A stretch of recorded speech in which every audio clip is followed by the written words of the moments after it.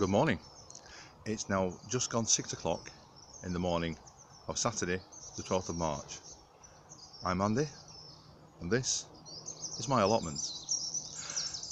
Not going to be a great deal of an update this week, I'm afraid, because today, Saturday, I'm out most of the day, and tomorrow on Sunday I'm off down to Edible Garden Show near Coventry for the full day. So I haven't got a huge amount of time this weekend to do anything, but excuse the wobble, I'm holding the tablet up and it's wobbling like I don't know what, because I'm holding it one-handed. See if I can do it two-handed, see if it makes a difference. Yeah, it's a bit steadier, isn't it? Sorry about that. Anyway, today, in a few moments, I'm going to go into the bees. You've never seen inside the bees before, you've never actually been up close to the bees before, but I'm going to make sure they've got enough food, because one of the plot holders who's got the plot right next to the hives said yesterday there was a lot of bees flying around and trying to get through to his purple sprouting broccoli, which is under nets, but he said he had about 50 bees clustered on top of it. Our bees are the closest, so we think it's probably our bees trying to get in there, but they should be plenty of food. We fed them in January. One of the hives had a whole super, which is about 30 pounds at least, of honey on it that we left for the bees. So I can't, well, I'm hoping there isn't a problem, but I'm going to have a look and I'll show you inside the bees once I get suited up. So that's probably the next thing you'll see. After that, I've got some seeds to sow. I've got to clean the chickens out because they haven't been done for a week, and that's basically all I'm going to have time for. I've only got an hour and a half down here today, so I'll crack on. I'll see you next bit. Well, good morning folks. Something a little bit different this morning to start off with. As you can see, I'm all suited up, ready to go and look at the bees. It's very early in the morning. It's about 6:30 on Saturday morning at the moment. But yesterday we were told that the bees were flying very strongly, and they were actually quite desperate to get on and try and get into the various plants around, sprouting broccoli, etc., for some food. So in January I put a couple of pollen patties, not pollen patties, candy packs rather, on top of the hives. I'm going to go and have a quick look at them, and I'm going to show you inside the top of the hive in winter, and so you can see what's going on. Anyway, I'll speak to you again in a moment. Bye for now. Okay, now inside the apiary, and here are my wife's two beehives. I keep calling them mine, but they're effectively hers. The one on the left is slightly taller, as you can see. That's because the roof is slightly raised up, but what it's got is on the bottom there is what's called the super, that normally sits on top of where the bees live and gets filled with honey. Now last year that was full of honey. We decided not to extract it, we decided to leave it on for the bees, and so we stuck it underneath, so the bees would know it was food to be used. They would use it and move it all up into the top box where they were going to live. Then on top of that is the roof, and underneath the roof is where I put a candy pack. Now those are the candy packs I've been using, the candy pollen, and they're about 1 kilo each, and there's sugar fondant basically that the bees can take at this time of year and use, and pollen in there as well, which is also food for them. So just bear with me a second, I'm going to have to put you down for a moment while I try and get the lid off this. Bear with me a second.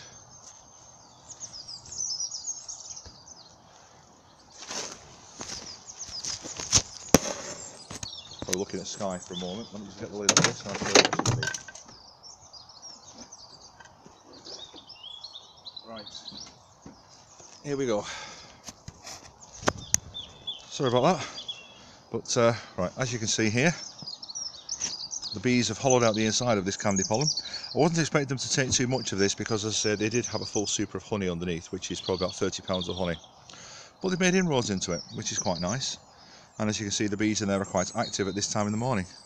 They can't get out of there because there's a hole underneath which goes straight into the bees box. That's another hole there which is covered over by what's called a porta bee escape. Theoretically the bees can get out of there but can't get in. Doesn't always work because it gets gummed up with all sorts, as you can see on there. But that's the first hive. They've got food. I'm very happy about that. They're quite active, so I'm pleased with that. Right, I'm going to put this one back down again, and I'm going to then open the second one. Now this one was, right, we're now looking inside the second hive. Now this one didn't have a super of stores on the bottom. This one was basically just a one box because it was a late split last year, and as you can see in there, they've taken about as much as the others, but they're very active in there trying to get to the food. What they're all doing is they're taking little bits of the candy, and they will be converting that into food and energy for themselves. It's been put inside the super box. As you can see on this side, I've got the brood box, the big box they live in on the bottom, and the super on the top. The super on the top is just acting like a frame, so I can put the candy in. Because this one, the super's on the bottom, then the box, and then I didn't need a frame because that lid is actually sitting higher up than that lid does. So I'm quite pleased with that. This morning's entry into the hive has been successful. I've got out of it what I wanted to know. They are both alive, the hives. This one is very strong looking at it. This one may also be as strong, but because it's spread over 2 boxes, whereas this one's only over 1, it may just be that this is simply getting to needing to have the candy more, and that's why they're in there. But they're not taking as much as the other one, which is interesting. I expected to see this one totally empty. Anyway, I'm going to close these up and get back to doing some gardening. Thanks for watching. I'll speak again later. Bye bye. Okay folks, I've got just about enough time to show you what's happening in the greenhouse before I finish for today. So I'll start at this end. Things you haven't seen for quite some time down here. I've got all the herbs. So I've got some oregano, 2 different sorts of parsley, flat leaf and curled. Got a couple of little kale plants at the back. Now these are my elephant garlic. Sorry, I couldn't think what they were for a second. And then this is a goji berry I got last year. Never had time to put it in the ground, but as I hope you can see, we've got some new life coming on there, so that's really good. And it was like £1.79, as you can see. What a bargain. Right, moving on here. We've now got all the brassicas up. So every single brassica has come up I've planted. So I've got cauliflowers, cabbages, I've got kale in there, I've got Cavallo de Nero, and I've got loads of everything. So that's really good. These will be potted on into individual pots. Now I'll just show you what I use. Bear with me a second. I'll find them. Right, okay. Now these are what I use. Simple drinking cups. They're all going to be washed out before I use them. They've all got holes in the bottom. I fill them up with compost and I stick 1 plant in each. And they make fantastic flower pots, if you like. Now, on the 21st of February, in here, which is probably a bit early, I saw some courgettes, some patty pans, some peppers, some tomatoes. Not a sausage, not a single thing. However, when I checked underneath, I did find 2 little slugs. So I'm not sure whether they've come up and been eaten, whether they're simply not germinated yet, whether they've rotted in situ. I just don't know what's happening. They have had a lid on them, so they have been in like a mini propagator, and it has got fairly warm in here, so I honestly don't know what's happening. I'll leave them a little bit longer and see. Now today, I have sowed in this one a load more tomatoes. I've got 6 different varieties of tomatoes, from Piccolo Pomodoros, which are the plum tomatoes, right the way through to Tigerellas, Moneymakers. I've got all sorts in there. So I'll see if they start germinating. If they germinate before these, I'll simply resow these. No harm done at the end of the day. I've got that many seeds coming out of my ears, so it's not a major problem. We shall wait and see. Now, in that little thing at the back there, I've got some kale seedlings. Hopefully they will come through. They need a bit of water by the looks of it, so I'll do that in a moment. Some perpetual spinach. You can't kill that stuff, can you? It's been here over winter. It's doing really well. And unfortunately, I've still got loads and loads and loads and loads and loads and loads of onions to go in. I've still got God knows how many trays. I just don't want to count them anymore. I've just got so many in here, it's unbelievable. I've also got broad beans. As you can see down here, they're doing very well. They're nearly ready for going out. I wanted them to be 6 inches high. They're about 4.5 at the moment. A couple more weeks, we get some nice weather. We'll wait and see if they work. We'll see. And more onions. My potatoes are chitting quite nicely. Aaron Pilot. And I've got some strawberries there. And I've got some strawberries there, which are recovering from the winter time. It looks like most of them have survived. If they haven't, it's not a major problem, because I've gone and bought another 4 packets like that. So I've got 3 packs rather. There are 18 strawberries. My seed potatoes haven't actually gone out for chitting yet. They're just still in bags. I've got 5 varieties this time. I've got Sapo Mira, which I had last year, was really good. I've got Casablanca, I had 2 years ago, were very good. Pink Fir Apple I've had for 2 years, they've been really good. Charlotte, I've never grown them before, but they are one of my wife's favourite potatoes, so I've got them. And then I've got some British Queen. Never tried those before. Apparently they're a heritage variety, quite rare, so I'm quite happy to have them.